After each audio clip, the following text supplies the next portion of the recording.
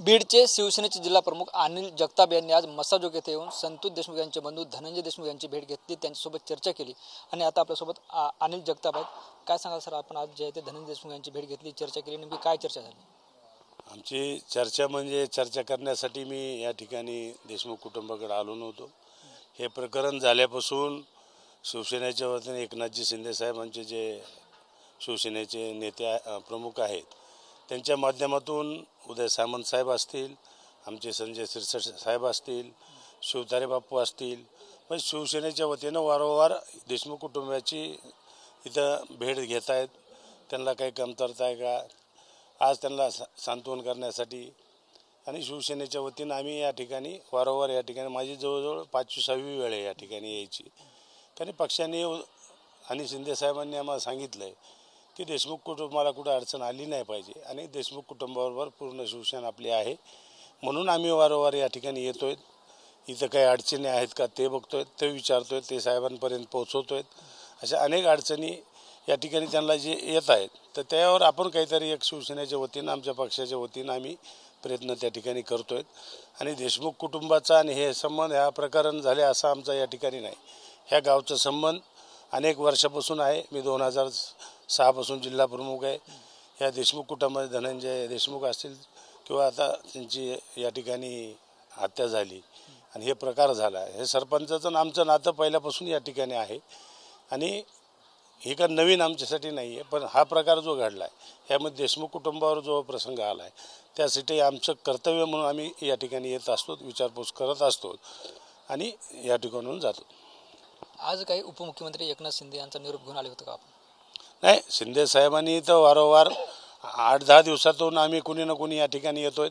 आमचे मंत्री या ठिकाणी येऊन गेले, आम्ही या ठिकाणी येतोय।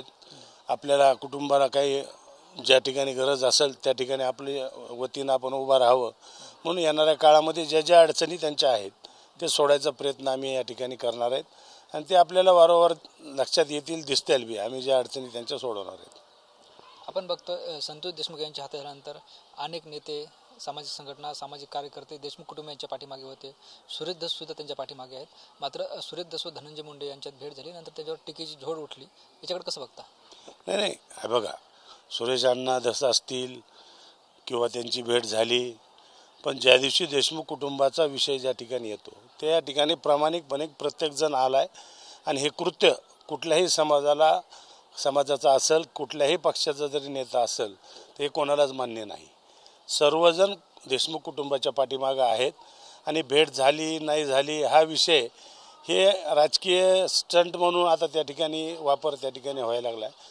पण सगळ्यांना मला विनंती आहे की राजकारण सोडून आपण देशमुख कुटुंबाच्या पाठीमागे उभा राहावं आणि जे चाललं आहे ते आपण ह्या प्रकारे थांबलं पाहिजे, ही एक माझी स्वतःची भावना आहे। कारण प्रत्येकाचे मत आपले आपले आहेत, आपल्या आपल्या पद्धतीने या ठिकाणी देशमुख कुटुंबाच्या पाठीमागं तर राहत आहेत आणि मदत बी करत आहेत।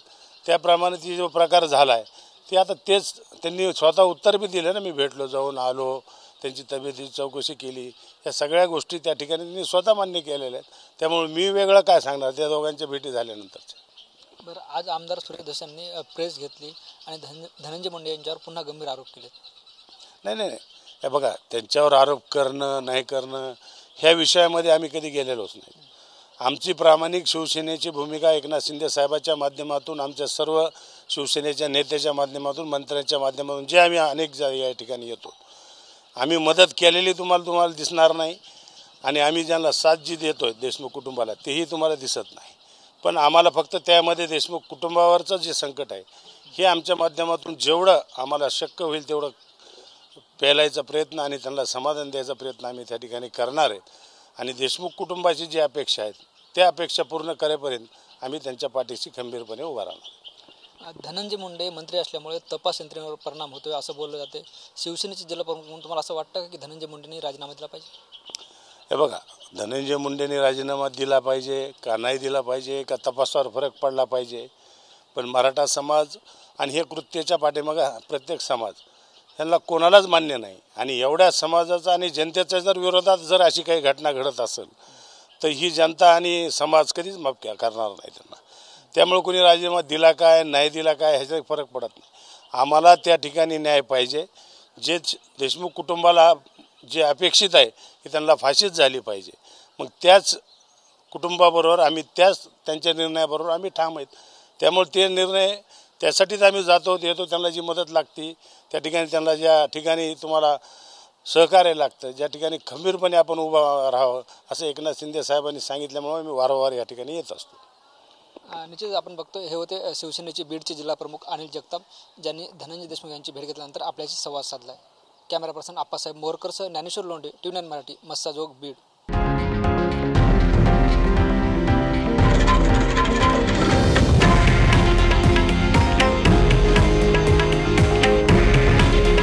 हे आहे देशातील नंबर 1 न्यूज नेटवर्क आणि आपण पाहत आहात TV9 मराठी. काळजी तुमची, हित महाराष्ट्राचं.